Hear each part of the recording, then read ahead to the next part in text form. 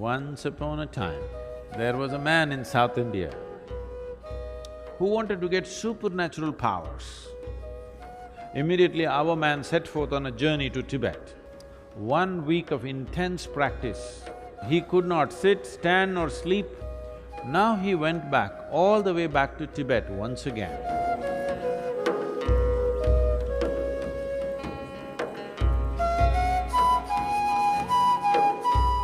Many things in life seem to be romantic and magical. Right now, the flowers are blossoming in the jasmine plant out there. Such nice fragrance, looks magical, romantic, but there is a science and technology as to how to make it happen. Yes or no? One who knows what the plant needs and does the right thing, only he will have maximum flower and maximum fragrance, isn't it? Yes? So if you want flowers in your garden, what do? Flower, flower, flower, flower meditation.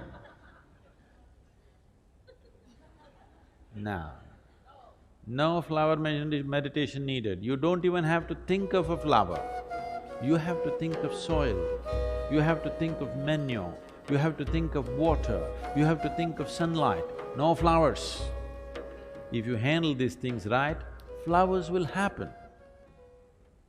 Flower is a consequence, fragrance is a consequence, it is not something that you do. Similarly, meditation is not something that you do.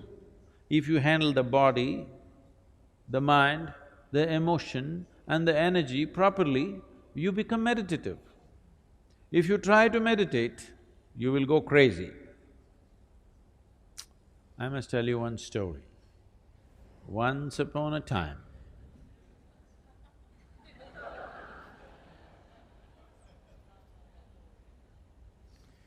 there was a man in South India who wanted to get supernatural powers. What are supernatural powers, you know? Supernatural powers, you know what they are?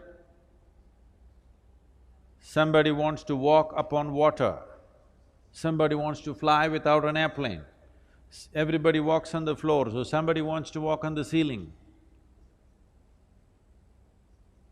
Essentially, circus, they want to do something that nobody can do. So the man wants supernatural powers. He went from guru to guru. So many gurus he saw. Everybody said no. Then someone told him, these South Indian gurus, no good, no good. Because they're too conservative, they won't give you all this. I know a monk in Tibet where he has all the supernatural powers you want and he is willing to give it to you. Immediately our man set forth on a journey to Tibet. From South India to Tibet, walking across Himalayas, not an easy journey, but our man is determined. He wants supernatural powers. So he went all the way. He went to this monastery, the Buddhist monastery.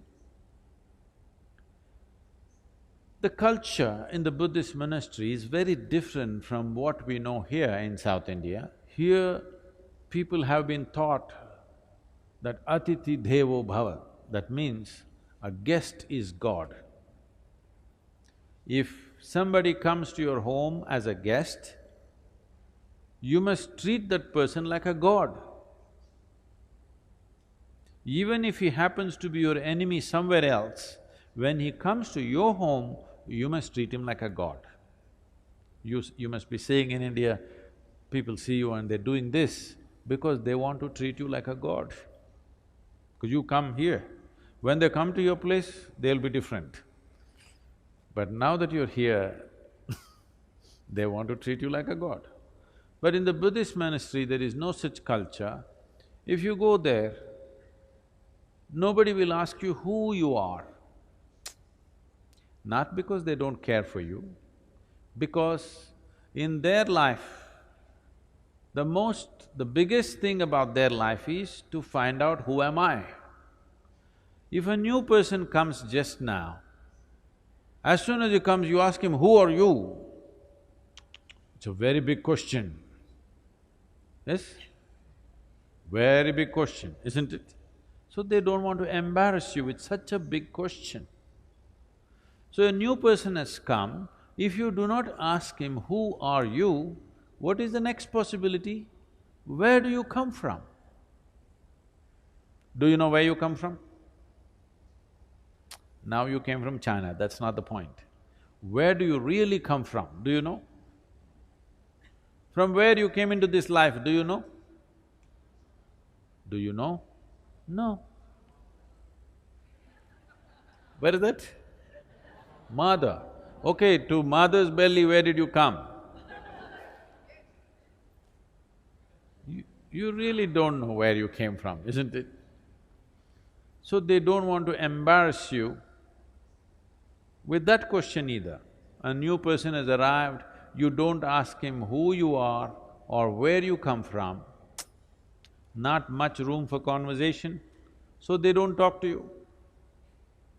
Lunch means there is a bell. If you want, you can go and eat. If you don't eat, nobody will force you because fasting is an important part of Buddhist life. If you are not eating, it is greatly respected, nobody will come and say, come and eat, because they think you're fasting.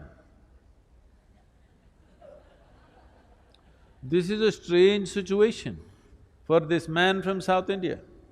Because in South India, you must know this, if you go to somebody's home, it doesn't matter at which time of the day you go, you must eat. You tell them, no, no, no, I just had my dinner and came. It doesn't matter, you come to my home, you must eat. Because this is hospitality. This is a sure way to the hospital. Nobody asked him who you are, where you come and eat, nothing. He just hung around. When hunger overtook him, he went and ate and just hung around. 1 day, 2 days, 3 days, 3 weeks passed away. Nobody spoke to him.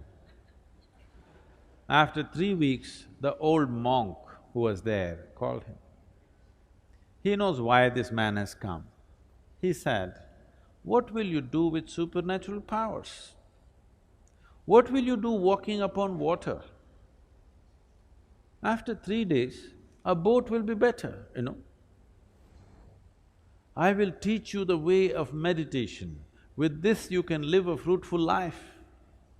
Our man said, no, no, no, no, I don't want your meditation.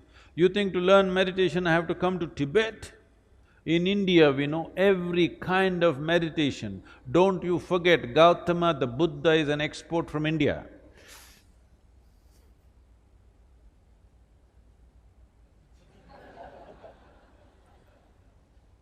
In many ways, the monk tried to dissuade him, but our man was determined, I want supernatural powers. Then the monk said, okay, if you must have it, tomorrow morning, 4 o'clock, take a dip in the river and come here. Let's see what we can do. The secrets of supernatural, I will give it to you. Our man went 4 o'clock in the morning, had a dip in the river. This is not South India, this is Tibet. Temperatures are all minus.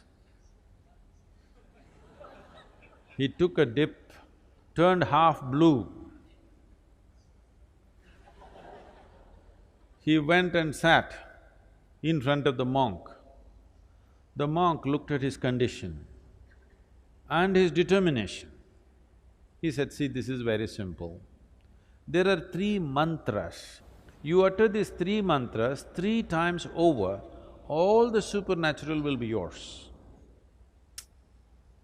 Shall I reveal the mantras to you? Buddham sharanam gacchami, Dhammam sharanam gacchami, Sangham sharanam gacchami. These 3 mantras 3 times over you utter, all the supernatural is yours. Only thing is, when you're uttering the mantra, you should not think about a monkey. Is that all? That is all. Can I go, please? Our man came out of the monastery really jumping with joy. The fool of a monk revealed all the secrets of supernatural, and he tells me, don't think about a monkey. What does he know about my culture? Here we think of Vedas, Upanishads, Brahma Sutras, these are all the great scriptures. Why will I think about a monkey? Am I a hunter? I have not seen a monkey in the last 10 years. Like this, thinking about monkeys, he came down to the Indian part of Himalayas.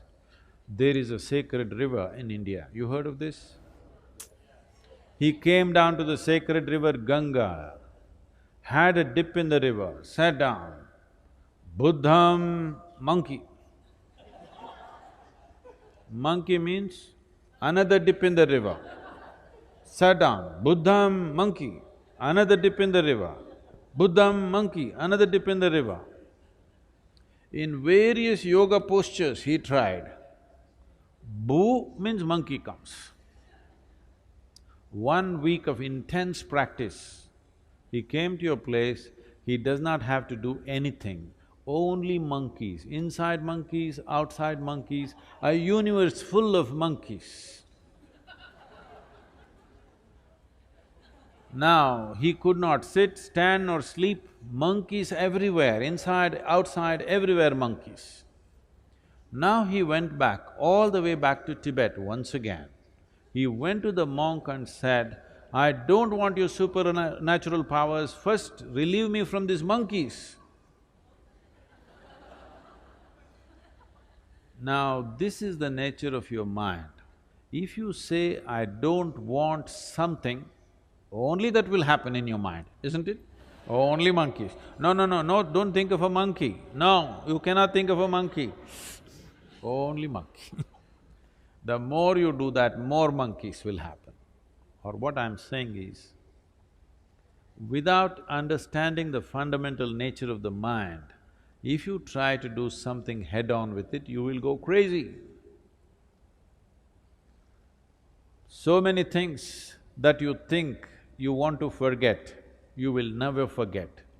Things that you want to remember, you always forget, isn't it? Yes or no? Huh? Because without understanding the fundamentals of mind, we are trying to operate the mind. This is the most sophisticated machine on the planet, but you're going at it somehow. If you go at it somehow, sometimes it works. Most of the time, unfortunately, most people's minds are working against those people. When you were 5 years of age, when you were only that much, how joyful you were, and today, how joyful you are, has it gone up or gone down? That means your mind is working against you. It is working against you simply because without understanding the fundamentals of what it is, you're trying to operate it. If you have a sharp knife, you must have a steady hand, yes? Yes or no? If you have a very sharp knife, you must have a very steady hand. Unsteady hand, you will either cut yourself or cut somebody. Yes or no? That's all that's happening right now. Once you became a human being, you have a sharp knife, no steady hand. That's why yoga, to create a very steady hand, so this sharp knife can be used the way we want, that it will not cut us all the time. Right now, all the misery that you see on the planet, all the human misery that is happening on this planet, where is the manufacturing unit? Shanghai? Where is the manufacturing unit? In your mind. Every kind of misery is manufactured only here. This should be manufacturing bliss for you, ecstasy for you, but it's manufacturing misery because there's no stable platform, it's all over the place. Once this mind begins to work for you, Once you are blissful by your own nature, there is no fear of suffering. Once you become like this within yourself, that your mind takes instructions from you, whatever happens, I will keep this blissful, this will become magic. This will become a fantastic instrument of well-being. Now you would like to explore the full depth and dimension of this life.